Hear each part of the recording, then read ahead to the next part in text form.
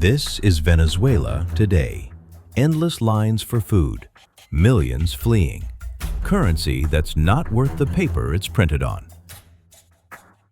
But here's what's even more striking right now. The world's largest aircraft carrier is positioned in Caribbean waters, just miles from Venezuela's coast. Over 15,000 American military personnel in the region. The largest U.S. military presence in Latin America since the Cold War. How did we get here?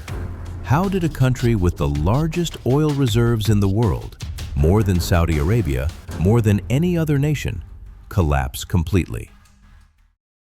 In the 1970s, Venezuela was the envy of Latin America, the richest, the most developed. Caracas was called the Paris of South America. Today, it's a failed state. To understand the collapse, we need to go back to the beginning, to the moment everything changed. December 14, 1922, Lake Maracaibo. A geyser of oil explodes from the ground at the Barrosos II well, shooting 100 feet into the air. 100,000 barrels a day. At the time, one of the most productive wells ever discovered. Venezuela just hit the jackpot. Within decades, foreign companies, American, British, Dutch, flooded in. Venezuela became one of the world's top oil exporters. And unlike many resource-rich countries, Venezuela actually got wealthy. By the 1950s, Venezuela had the fourth highest GDP per capita in the world, higher than Japan, higher than most of Europe. Look at Caracas in the 1970s. Gleaming skyscrapers, modern highways, shopping malls filled with imported goods. Venezuelans traveled to Miami not as refugees, but as tourists with money to spend. The government built hospitals, schools, universities, free healthcare, free education. Oil money paid for it all. And the reserves? Massive. Today, Venezuela sits on an estimated 303 billion barrels, the largest proven oil reserves on Earth. But there was a problem, a fundamental flaw that would eventually destroy everything. By the 1970s, oil represented 95% of Venezuela's exports. The entire economy, the government, jobs, imports, everything, depended on one thing, the price of oil. When oil prices were high, Venezuela thrived. When they fell, the entire country fell with them. The 1980s hit Venezuela hard. Oil prices crashed. The bolivar, once strong, plummeted. Debt exploded. By 1989, inflation reached 80%. The government imposed austerity measures. In February 1989, Caracas erupted. Thousands took to the streets. The military opened fire. Between 300 and 3,000 people died. The exact number is still disputed. The Caracazo, as it became known, shattered Venezuela's image as Latin America's stable democracy. And it created an opportunity for a young army officer with big promises and bigger ambitions. February 4th, 1992. Lieutenant Colonel Hugo Chávez leads a military coup attempt. It fails. He's captured. But then something unexpected happens. He's allowed on national television to call for his co-conspirators to surrender. In less than 2 minutes, he becomes famous. He doesn't apologize. He takes responsibility. He says the revolution has failed for now. Por ahora. Those 2 words electrified poor Venezuelans. Here was someone who actually tried to change things, someone who spoke their language. 6 years later, fresh out of prison, Chávez runs for president. His message is simple. The old elite failed you. Oil wealth was stolen from you. I'll give it back. He wins in a landslide, 56% of the vote. At first, many people, even in Washington, are willing to give him a chance. He drafts a new constitution, holds elections, wins again. And oil prices? They start rising. From $10 a barrel in 1998 to $140 by 2008. Venezuela is suddenly flush with cash again, more money than ever before. Chávez launches the Misiones, massive social programs, free healthcare clinics in slums, subsidized food, cash transfers, literacy programs. For millions of poor Venezuelans, this is the first time the government has ever done anything for them. His approval rating soars. He's not just a president, he's a movement, Chavismo. But behind the scenes, something else is happening. Chávez begins nationalizing industries, oil companies, telecommunications, steel, cement, banks, agriculture. By 2011, the government controls vast sectors of the economy. Most critically, he takes complete control of PDVSA, the state oil company, fires thousands of experienced workers, replaces them with political loyalists. Technical expertise didn't matter anymore. Political loyalty did. If you weren't Chavista, you were out. Oil production, which had been around 3 million barrels per day, begins to fall. Equipment breaks down. Maintenance is neglected. Investment disappears.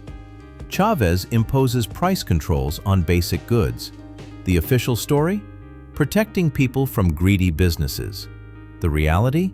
Businesses can't afford to produce at controlled prices. They close or move production to black markets.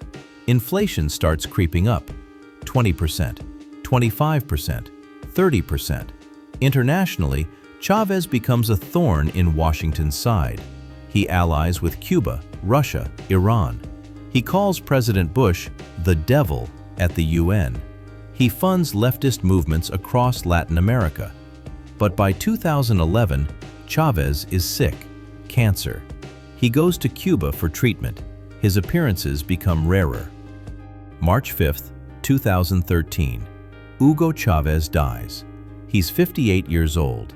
The man he chose as his successor is Nicolás Maduro, a former bus driver, a loyal follower, but without Chávez's charisma or political skill.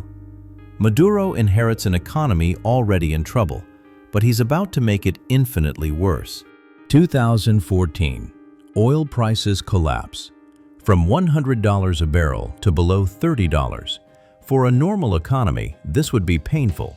For Venezuela, which produces nothing else, it's catastrophic. GDP crashes. Imports evaporate. Inflation explodes. By 2015, basic goods disappear. Supermarket shelves are empty. People wait in line for hours hoping for food deliveries. Some start eating from garbage. Hospitals run out of medicine. Surgeries without anesthesia. Babies dying from preventable diseases. Doctors fleeing the country. Inflation hits 800%, then 4,000%. Then numbers so high they become almost meaningless. The bolivar becomes worthless. People measure cash by weight, not value. A kilogram of bills might buy you a loaf of bread. 2017, massive protests. Hundreds of thousands in the streets. Maduro responds with force. Over 120 people are killed. Thousands arrested. Maduro creates a new Constituent Assembly to bypass the opposition-controlled National Assembly. Democracy is effectively dead, and people start leaving. Not hundreds, not thousands, millions. They walk to Colombia, to Brazil, to Peru, to Ecuador. Families carrying everything they own in backpacks, some pushing babies in strollers for hundreds of miles. As of 2024, over 7.7 million Venezuelans have fled, nearly 1/4 of the entire population. It's one of the largest refugee crises in the world, comparable to Syria. The world takes notice. In 2019, the US and over 50 countries recognize opposition leader Juan Guaidó as interim president. But Maduro, backed by the military, refuses to leave. Washington imposes crippling sanctions. No more oil exports to the US. Financial isolation. Maduro and his inner circle personally sanctioned. But Maduro isn't alone. Russia and China provide economic lifelines. Cuba sends intelligence and security support. Iran helps Venezuela evade sanctions. By 2019, inflation hits 10 million%. The IMF calls it the worst economic collapse in modern Latin American history, worse than the Great Depression. Venezuela is producing less than 500,000 barrels of oil per day, down from 3 million. The power grid fails regularly. Water is scarce. Crime is rampant. Maduro holds elections, but they're widely considered fraudulent. The opposition boycotts or is banned from participating.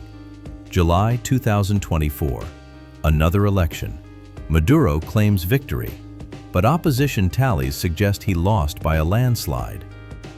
More protests, more repression, and then January 2025. The United States deploys the USS Gerald R. Ford Strike Group to the Caribbean, the largest and most advanced aircraft carrier in the world, accompanied by destroyers, submarines, and support ships. Official reason? Routine operations and enhancing security cooperation. But the deployment is far from routine. Joint exercises with Colombia, increased surveillance flights, over 15,000 U.S. military personnel in the region, the largest presence since the Cold War. Venezuela is effectively encircled. Colombia to the west, a U.S. ally. Brazil to the south, increasingly concerned about Venezuelan instability. Caribbean islands to the north, many hosting U.S. military assets. Maduro calls it an imperialist threat and puts his military on high alert. But everyone knows Venezuela's military is degraded, poorly equipped, and plagued by defections. So what's really happening here? Some argue the U.S. is preparing for regime change, that after years of sanctions and pressure, Washington is ready to force Maduro out. Others say it's about migration, that with millions more Venezuelans potentially fleeing, the U.S. wants to prevent a humanitarian catastrophe at its doorstep. Still others point to geopolitics. Russia and China have invested billions in Venezuela. It's a foothold in America's backyard. The U.S. wants them out. And then there's the oil. Even in its degraded state, Venezuela has resources other countries desperately want. With global tensions high, Russia's war in Ukraine, instability in the Middle East, control of Venezuelan oil could reshape energy markets. But while geopolitical games are played, ordinary Venezuelans continue to suffer. Children going hungry, families torn apart, an entire generation's future destroyed. So let's step back. How did this happen? Venezuela is a textbook case of what economists call the resource curse, the paradox where countries with abundant natural resources often perform worse than countries without them. Here's why. When a country discovers massive oil reserves, the temptation is irresistible. Let oil pay for everything. Why develop other industries? Why diversify? Oil is easy money. But oil wealth drives up the currency, making other exports uncompetitive. Manufacturing dies, agriculture withers, the economy becomes a monoculture. Then, the government spends oil money on social programs. People become dependent. Politicians promise more. When oil prices fall, there's no backup plan. Add corruption, and it gets worse. Oil money concentrates power. Whoever controls the oil controls everything. Institutions weaken. Rule of law erodes. Compare Venezuela to Norway, both major oil producers. Norway saved oil wealth in a sovereign fund, diversified its economy, maintained strong institutions. Venezuela spent everything, built nothing sustainable, concentrated power. But Venezuela's collapse wasn't inevitable. Chávez made specific choices, nationalizing industries without maintaining them, printing money to cover deficits, appointing loyalists over experts, silencing opposition. Maduro doubled down on every mistake. When shortages appeared, he blamed economic war by enemies rather than fixing policies. When inflation exploded, he printed more money. When people protested, he imprisoned them. And perhaps most critically, both leaders systematically destroyed institutions: the judiciary, electoral council, National Assembly, media, civil society, anything that could check their power. The result? A vicious cycle. Bad policies cause economic crisis. Crisis justifies authoritarian control. Control enables worse policies. Repeat. Today, Venezuela exists in limbo. Not quite a complete failed state, but far from a functioning country. Millions have left, but millions remain, surviving through informal economies, remittances from abroad, sheer determination. A courageous opposition continues to resist despite persecution. Civil society groups document abuses. Independent journalists risk their lives to report truth. The crisis affects the entire region. Colombia, Brazil, and other neighbors struggle with the largest refugee flow in Latin American history. And as we've seen, Venezuela has become a flashpoint in global power competition, another arena where the US, Russia, and China vie for influence. So, what happens next? Will the US military presence lead to regime change? Will Maduro negotiate a transition? Will Venezuela spiral first into chaos? What we do know is this: the Venezuelan people deserve better. They deserve a government that serves them, not oppresses them. They deserve to benefit from their country's natural wealth. Venezuela has the largest oil reserves in the world. But as this story shows, oil isn't wealth. Oil is just potential. Wealth is what you build with it. And until Venezuela builds accountable institutions, diverse economy, and inclusive society, all that oil means nothing. Let us know in the comments, do you think Venezuela can recover? What should happen next? Thanks for watching. See you in the next.